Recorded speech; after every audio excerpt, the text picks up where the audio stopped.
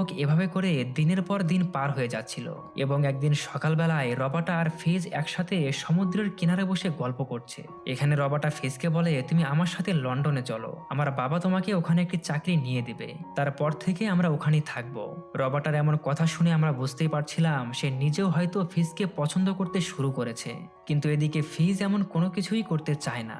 আসলে সে তার বাবার মতো, তার বাবা যেমন প্রকৃতিকে অনেক ভালোবাসে সে নিজেও প্রকৃতির মাঝে থাকতে চায়। শহরে গিয়ে অন্যের আন্ডারে চাকরি করা তার পক্ষে সম্ভব না।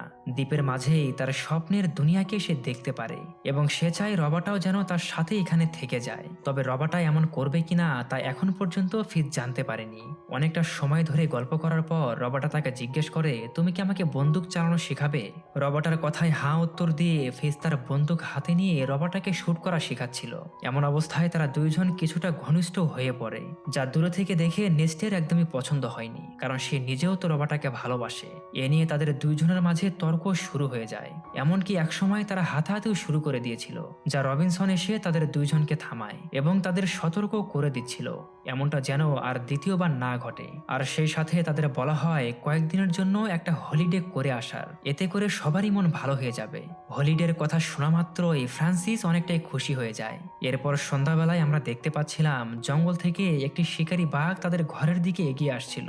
এদিকে রবাটা আবারও ফিজের সাথে একা একা দেখা করে আর তাকে বলছিল, তুমি আমাকে ক্ষমা করে দাও, কারণ আজ আমার জন্যই তোমাদের দুই ভাইয়ের ভিতরে ঝগড়া হচ্ছে। আমি চাই না দ্বিতীয়বার আর এমনটা হোক। ফিজ তাকে বলে, এমন বড় কিছুই হয়নি, আমার পরিবার আমাকে অনেক ভালোবাসে, আমাকে সব দিক থেকে সাপোর্ট করে, এটা নিয়ে তোমাকে এত চিন্তা করতে হবে না। তবে এর পরেও রবাটা বলছিল, তোমার পরিবার আমাকে অনেক সাহায্য করেছে, আমি তাদের চোখে আর ছোট হতে চাই না, এজন্য আমি সিদ্ধান্ত নিয়েছি আবারও লন্ডনে ফিরে যাব। তাদের দুইজনের মাঝে কথাবার্তা চলছিল, ঠিক এমন সময় ঘরের ভেতর থেকে চিল্লাচিল্লির আওয়াজ আসে। আসলে তারা সেই বাঘের জন্যই এমনটা করছিল।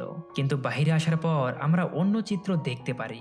দেখা যায় তাদের বানানো ফাঁদের ভিতরে এসে বাঘটি ধরা পড়ে গেছে, যা আসলে ফ্রান্সিস নিজে বানিয়েছিল। তারা অনেকদিন ধরেই চেষ্টা করছিল কিভাবে এই শিকারী বাঘকে ধরা যায়, যা আজ সম্ভব হয়েছে। বাঘটিকে শিকার করতে পেরে ফ্রান্সিস অনেকটাই খুশি হয়ে গিয়েছিল। সে জোরে জোরে চিৎকার করে রবাটাকে বলে, আমাদের আর ভয় পাওয়ার কোনো প্রয়োজন নেই, আমরা বাঘটিকে ধরে ফেলেছি।